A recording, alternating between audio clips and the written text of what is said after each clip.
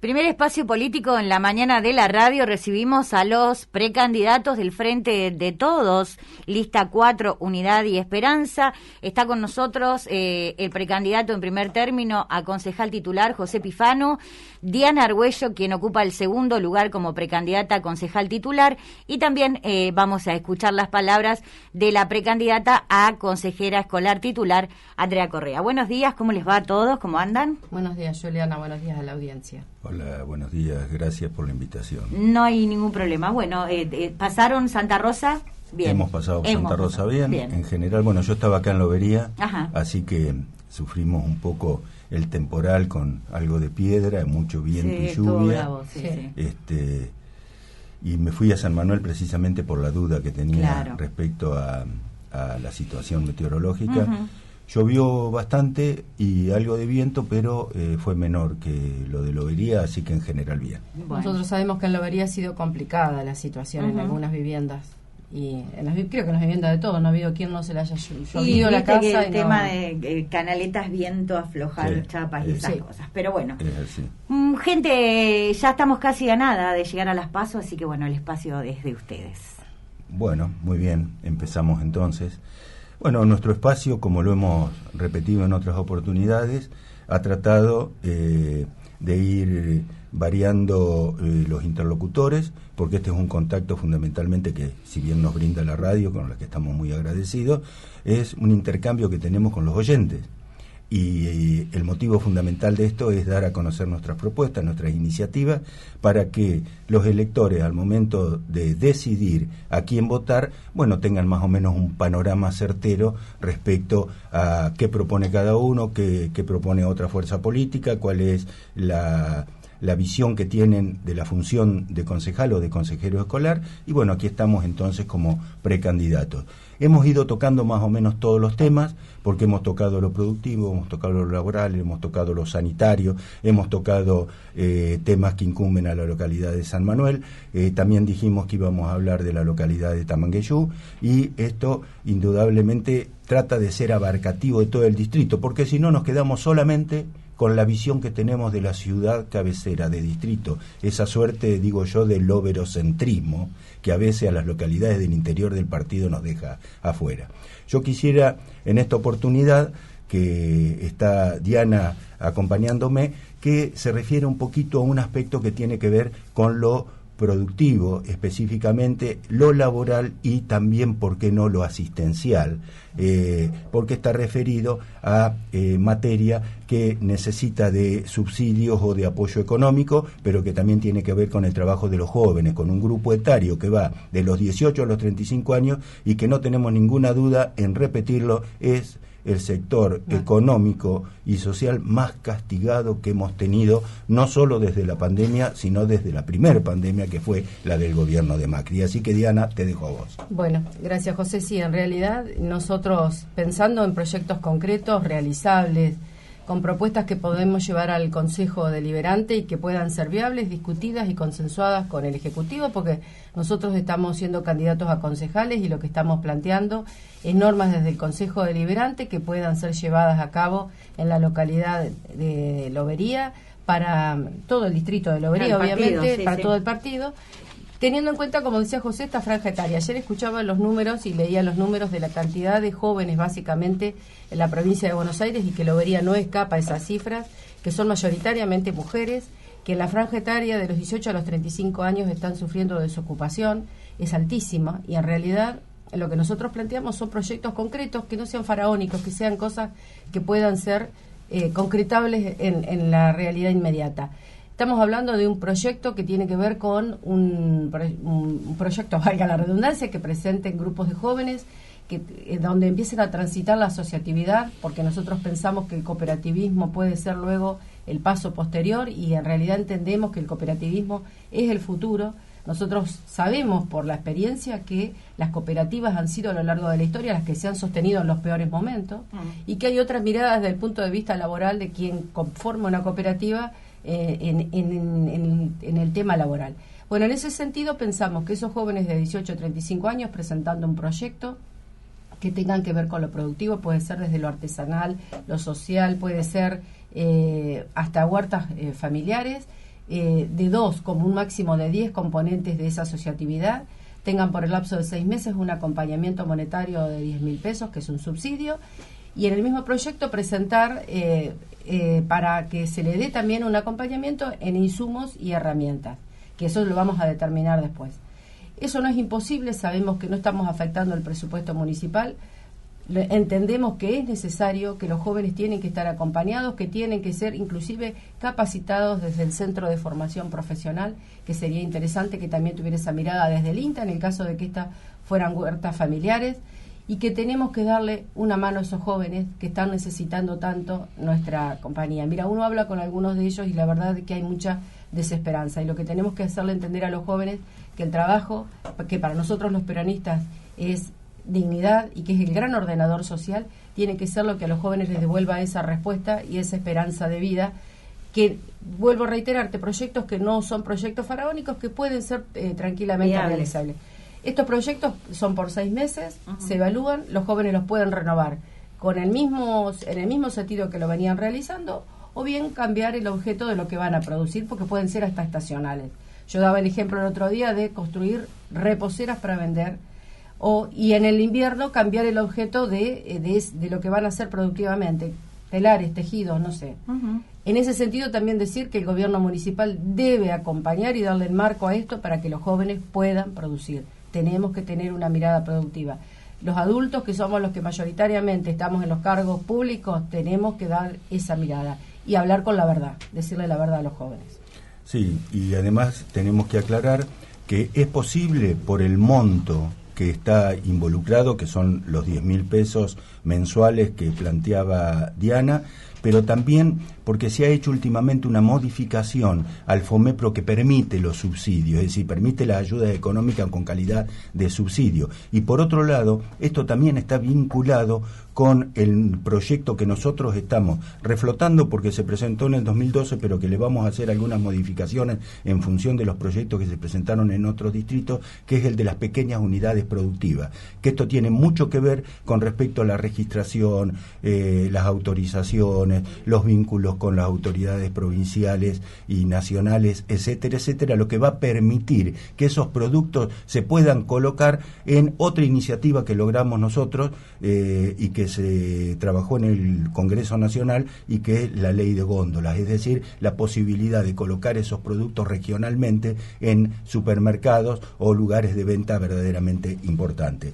Vamos cerrando con esto, no sin antes decir que va a considerarse muy especialmente las iniciativas de estos jóvenes entre 18 y 35 años que estén relacionadas a las perspectivas de género y diversidad, que es otro de los aspectos actuales de la política nacional y de la revolución femenina también. Así que bueno, cerramos con esto y vamos a pasar a otro tema. Yo quería que Diana también se refiriera, no nos va a alcanzar lamentablemente el tiempo, pero tiene que ver en general con el análisis que nosotros hacemos de la educación, de la conectividad y del derecho que tienen todos los habitantes a gozar Internet como un servicio público. Esta es una iniciativa trascendente del gobierno nacional. Lamentablemente ya está el decreto de necesidad y urgencia que declaraba Internet como servicio público y que aprobó el Congreso Nacional o lo ratificó a través de una ley. Lamentablemente ya está judicializado, es decir, que está suspendido en su aplicación, pero todos los habitantes hoy tienen derecho a la conexión a Internet, y específicamente de eso nosotros queríamos hablar, de Tamangueyú, pero también de las escuelas. Y ahora vamos a empezar con lo de las escuelas, porque nosotros hemos planteado en la localidad de San Manuel que se ha establecido una enorme desigualdad entre los chicos del ámbito rural con los chicos de las poblaciones urbanas, porque en el campo, en muchos lugares, no hay conectividad. Entonces nosotros consideramos que, sobre todo en los establecimientos agropecuarios que tienen trabajadores con hijos, tiene que ser obligatoria la conectividad puesta por el empleador. ¿Por qué? Porque en una época, recordemos que los dueños de campo se hacían cargo del traslado de los chicos a la escuela. Siempre era primordial la responsabilidad patronal llevando al chico del empleado a la escuela. Después el Estado fue reemplazando esas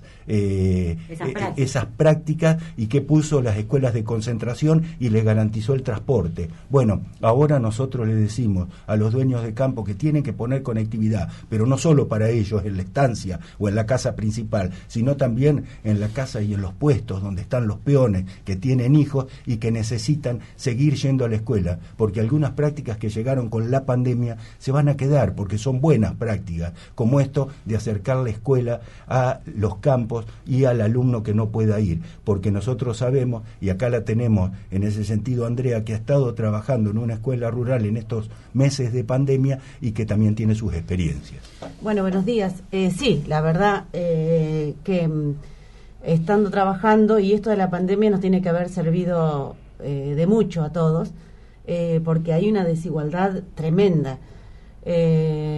Los chicos están sin conexión, y bueno, eso como decía José, eso hay que trabajarlo ya. No hay, creo que la pandemia en este caso vino con algunas cosas para quedarse, y la conectividad es algo. El chico que va de una escuela a una escuela rural no simplemente es por la pandemia, a veces que no puede salir, a veces por la lluvia, por montones de cosas, y por 4 o 5 días quizás no puedan ir. Entonces la conectividad, más allá de la pandemia, tiene que haber sido vista de otra perspectiva, de que el chico no puede llegar a la escuela. Más allá de que, como él decía, que el dueño de campo tiene la obligación de llevar a los estudiantes, acercarlos hasta la escuela. Bueno, ahora no hasta la escuela porque tenemos las combis que van andando por todos los lugares a buscarlos, pero vos fíjate que esto de la pandemia surgió hace muy poco, y ¿cuántos asientos tiene una combi? 17 asientos, y van más chicos. Así que si esto de la pandemia tendremos que verlo también desde otra perspectiva, porque van todos juntos en una combi. Y a veces me ha tocado, lo digo por experiencia, me ha tocado de que suben más de 18 chicos, suben 20, 25. ¿Y quién tiene que decidir quién sube y quién no? Nadie tendría que decidir. Acá la igualdad tendría que ser para todos. La solución tendría que venir desde el consejo escolar, no desde una autoridad de la escuela. Entonces, desde el consejo escolar tendría que decir, bueno, si faltan 3 chicos subir, la responsabilidad es nuestra. Entonces, trabajarlo de otras perspectivas. Pero bueno, me estoy yendo para el bueno, y ahí ya tenés trabajo a futuro en el Consejo Escolar de Lobería, porque te vas a tener que encargar de estas cosas que las hemos planteado como iniciativa, pero que como principio quieren las cosas, dice el dicho popular. Bueno, vos vas a tener que trabajarlo mucho en el Consejo Escolar. Claro, porque si no hay asiento para los chicos, tiene que haber otra solución, y la solución viene desde el Consejo Escolar, no viene desde un directivo. Un poco se le pone toda la voluntad, pero bueno, con voluntad a veces no ganamos las cosas. Además, si bien nosotros nos estamos refiriendo a la conectividad, también tenemos que hablar del acceso a las nuevas tecnologías. ¿Por qué? Porque no es tan fácil comprar un teléfono que hoy vale 30 o 40 mil pesos o mucho más. Yo estoy hablando muy modestamente que tal vez sean los elementos que uso yo, ¿no es cierto? Pero hoy sabemos que una notebook está por encima de los 100 mil pesos y hasta los 200 mil pesos o más. Y dependerá de las marcas o dependerá de las prestaciones, de los insumos que uno compre para determinar un valor. Esto, lamentablemente, hay que decirlo.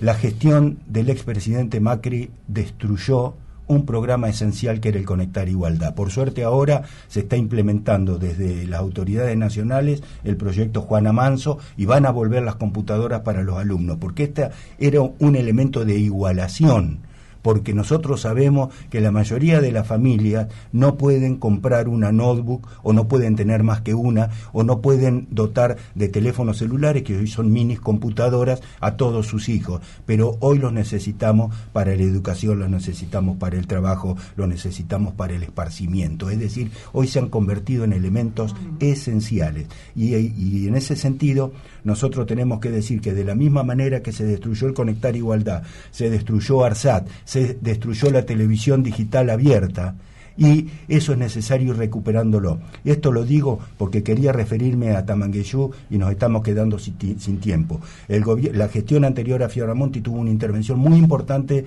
en lo edilicio sobre el club Tamangueyú y se dotó de elementos informáticos porque había todo un proyecto para que la localidad tuviera conectividad. Hoy Tamangueyú no tiene conectividad y estamos trabajando para que con la colocación de una antena, seguramente en un lugar estratégico como puede ser la plaza, y con un radio limitado de acción, es decir, no podemos pensar en varios kilómetros sino en algo reducido, pero queremos que los sectores más postergados de Tamangueyú tengan acceso directo a Wi-Fi, y en eso estamos trabajando. Lástima que se fue Diana porque no tenemos tiempo material, pero ella estuvo en contacto con autoridades nacionales y provinciales sobre el tema y lo vamos a seguir trabajando. Por eso le recordamos a los vecinos de Tamangueyú que vamos a estar un poco dando a conocer esta iniciativa en las salidas que hacemos para repartir boleta. Y por último, nos queda algo más de un minuto. No puedo dejar de referirme, Juliana, a un tema de eminente actualidad